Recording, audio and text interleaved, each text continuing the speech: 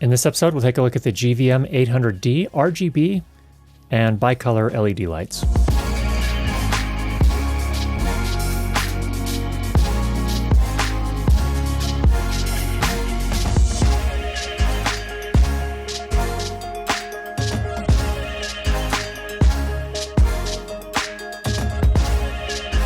Now, these lights are relatively small LED panels. I think they're really well suited for live streaming. Now, the reason I say that these are good for live streaming is that a couple things. Number one, they're not that big, but number two, you can buy them in a kit with light stands that attach to your desk.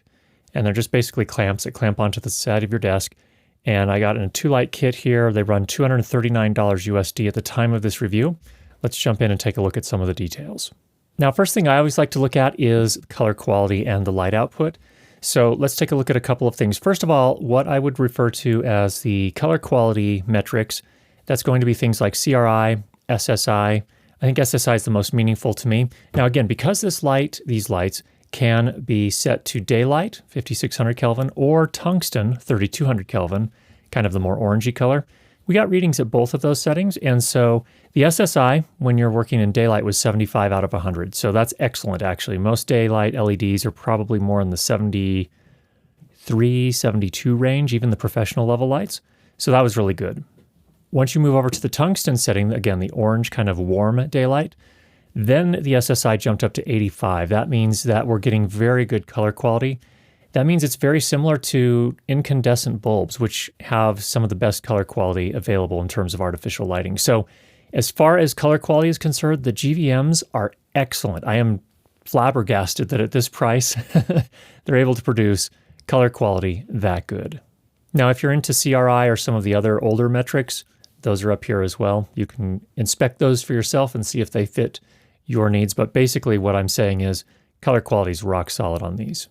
Now, of course, they're full RGB lights as well. So if you want to use them as an accent light in the background, for example, and create interesting colors for the backdrop of your live stream, you can do that as well.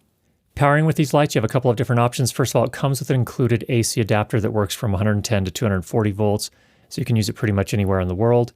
And you can also power via battery. It has 2 sleds for Sony NPF style batteries. Those are Sony L series batteries.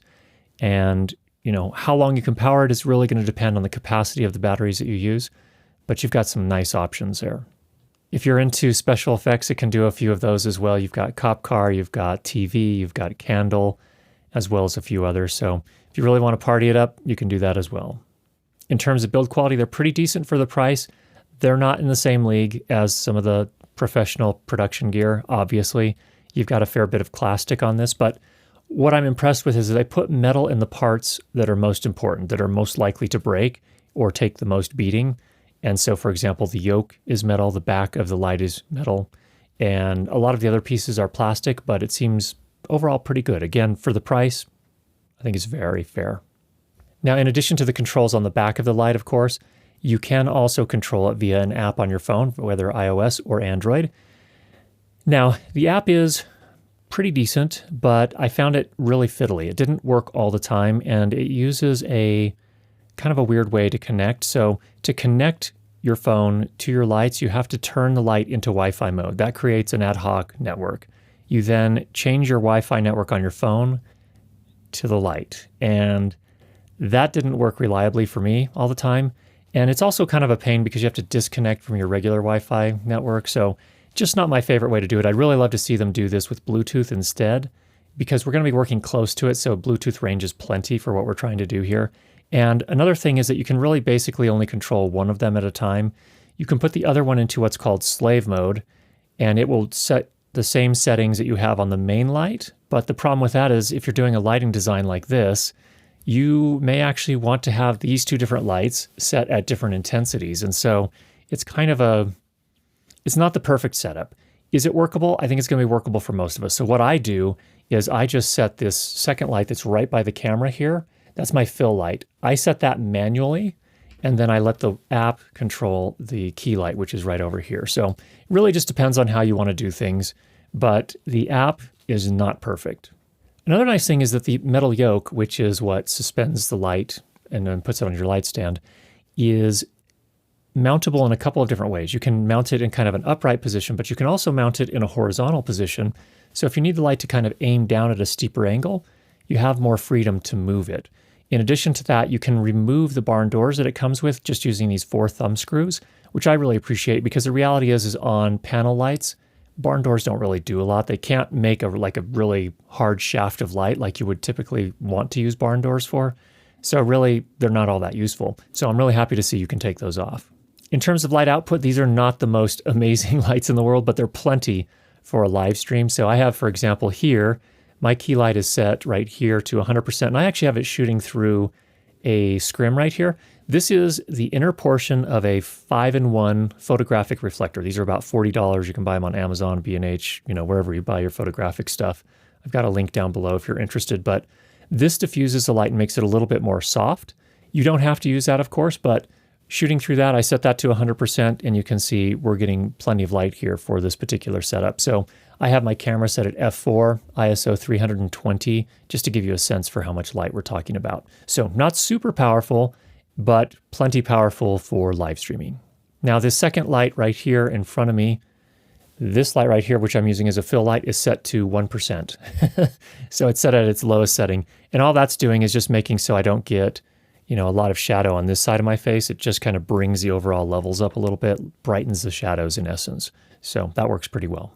And as I said, the price on these lights for what you're getting really can't be beat at $239 US. That was the kit for 2 lights and 2 stands that you can clamp onto your desk. Now, as we already kind of alluded to, there are some cons, and I think for me, the main cons are the app. The app is not as awesome as I'd like. Now, the reason that's important to me in this case is that a lot of us have our desks kind of up against a wall or very close to a wall. And so getting behind your desk to adjust the settings on the light is pretty important. And if you can't do that, then you really kind of rely on a remote app to do that. So it's a little bit of a pain that it's a little bit difficult to work with. Again, had troubles connecting sometimes to the Wi-Fi ad hoc network that the light created. And then when I did get connected, I can only control one of the lights, and it was just a really kind of fiddly experience. But what you can do as well is, and what I ended up doing is I can just loosen the light a little bit, flip it around so that I can access all the controls on the back, dial in the settings I needed to, turn it back around, tighten it up, and we're good to go. And then as I mentioned before, if you do have the app connected and you have the other light in slave mode, it matches the settings on the primary light. So that's not very helpful because again, here I have this one at 100% and that one at 1%. So I don't want them at the same settings. So that slave mode isn't always super helpful. But overall, I think for the price and the color quality that you're getting, the amount of light output and everything else, it's a really good buy. One other con, because the LEDs are spaced apart a little bit, you can get a little bit of what I call a multi-shadow issue. Not going to be a big problem if you're just lighting your face generally on, here like we're doing here. But if you do cast a shadow with these lights, sometimes it can create this multi-shadow kind of effect. Let me just give you a demonstration here of what that looks like. Again, I don't see that as being a big issue for the use case for which these lights are designed, lighting your face most likely. So I don't really see it as a big issue, but something to keep in mind if you are planning to do some other things with it. Now let's take a look here. If I take this scrim, and let's just remove that. The one thing is that these lights are pretty small. So when you have a smaller light source, it makes the light a little bit harder. Here's what it looks like without. In fact, it does a little bit more modeling. You can see it brightens up this side of my face and I have a little bit more shadow here. And let me just turn off the fill light here. Get up here.